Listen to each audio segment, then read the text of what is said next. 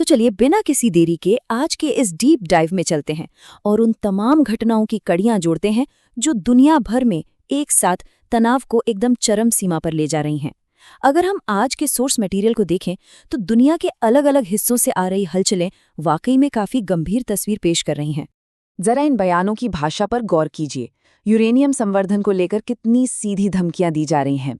एक तरफ अमेरिका कह रहा है कि उसके हथियार लॉक्ड एंड लोडेड हैं, तो जवाब में ईरान का कहना है कि उनकी उंगलियां ट्रिगर पर हैं। बिल्कुल आमने सामने की टक्कर, जो एक बहुत ही अस्थिर माहौल बना रही है। अब इस पूरी उलझन को सुलझाने के लिए हमने हाल ही की 17 बड़ी हेडलाइंस को 5 मुख्य हिस्सों में बांटा है। अमेरिका ईरान की बयानबाजी, हॉर्मोज़ का तनाव, ईरान की सैन्य लामबंदी, रूस की न्यूक्लियर ड्रिल और आखिर में सहयोगी देशों के बीच की दरार। आइए फटाफट अपने पहले हिस्से से शुरुआत करते हैं, जो है अमेरिका और ईरान के बीच चल रहा परमाणु गतिरोध। यहाँ स्थिति बिल्कुल डेडलॉक वाली है, मतलब कोई भी पीछे हटने को तैयार नहीं। अमेरिकी अधिकारियों की साफ मांग है कि ईरान से सारा यूरेनियम हटा दिया जाए, लेकिन दूसरी तरफ सुप्रीम लीडर खामेनेई का कड़ा आदेश है कि यूरेनियम की एक बूंद भी देश से बाहर नहीं जाएगी। अब चलते हैं हमारे दूसरे हिस्से पर, जो कि है स्ट्रेट ऑफ हुर्मुज़, यानी हुर्मुज़ जल डमरूमध्य की लड़ाई। ये समझना बहुत जरूरी है कि ये समुद्री रास्ता दुनिया के सबसे अहम चोक पॉइंट्स में से एक है और अब ये ईरानी फोर्सेस के लिए दबाव बनाने का एक बहुत बड़ा टूल बन गया है। यहाँ ईरान अपनी पूरी ताकत दिखा रहा है। उन्होंने एक नया नक्शा जारी किया है जिससे उनकी सीमाएं सैकड़ों किलोमीटर आगे तक बढ़ जाती हैं।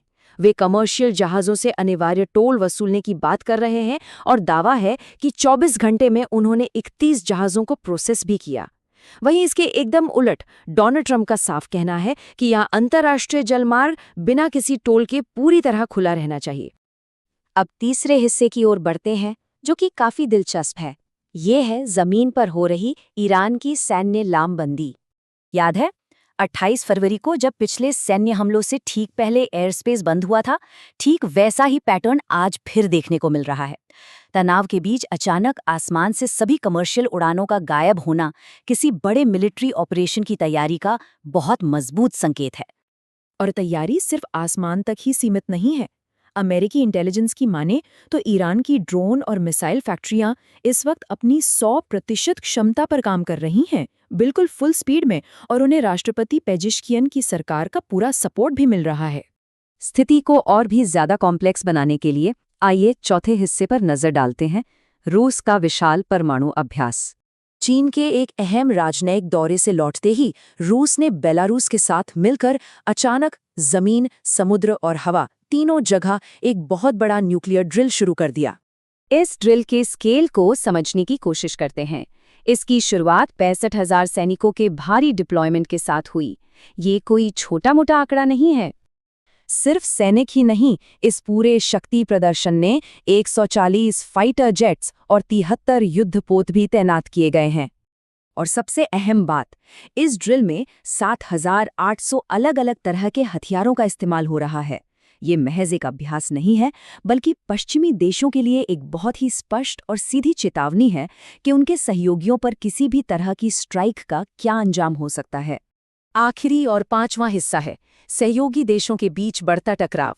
बाहर से सब एकजुट दिख सकते हैं, लेकिन अंदर गठबंधन बुरी तरह दरक रहे हैं। अब इस 1 घंटे लंबी चली फोन कॉल को ही ले लीजिए। रिपोर्ट्स बताती हैं कि डोनाल्ड ट्रंप और बेंजामिन नेतन्याहू की रणनीतियों में जमीन आसमान का फर्क है। ट्रंप कूटनीति के इस्तेमाल और मिलिट्री एक्शन को टालने की बात कर रहे हैं, जबकि नेतन्याहू ईरानी ठिकानों पर तुरंत और निर्णायक हमले चाहते हैं। और ये कूटनीतिक दरारें सिर्फ यहीं तक सीमित नहीं हैं। इंटरनेशनल रिस्पॉन्स पूरी तरह से बिखरा हुआ है।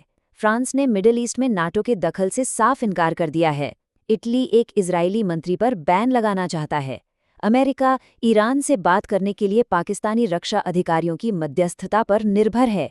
और इन सब के बीच ट्रंप क्यूबा के खिलाफ अलग ही कार्रवाई की चेतावनी दे रहे हैं। इन सब बातों को जोड़कर देखें तो एक बात बिल्कुल साफ है, वॉशिंगटन से लेकर तेहरान और मॉस्को से लेकर यरूशलेम तक, ये सब एक ऐसे खतरनाक जाल में उलझे हैं जहां एक छोटी सी भी गलती, बस एक मिसकैलकुलेशन, पूरी दुनिया को एक बड़े ग्लोबल कॉन्फ्लिक्ट में धकेल सकती है। तो अब सबसे बड़ा सवाल जो हमारे सामने आता है, क्या पर्दे के पीछे चल रही ये कूटनीतिक कोशिशें इस तेज ग्लोबल मिलिट्री मोबिलाइजेशन को रोक पाएंगी? क्या बातचीत से रास्ता निकलेगा या फिर हालात बेकाबू हो जाएंगे? सोचने वाली बात है। आज के इस विश्लेषण में बस इतना ही।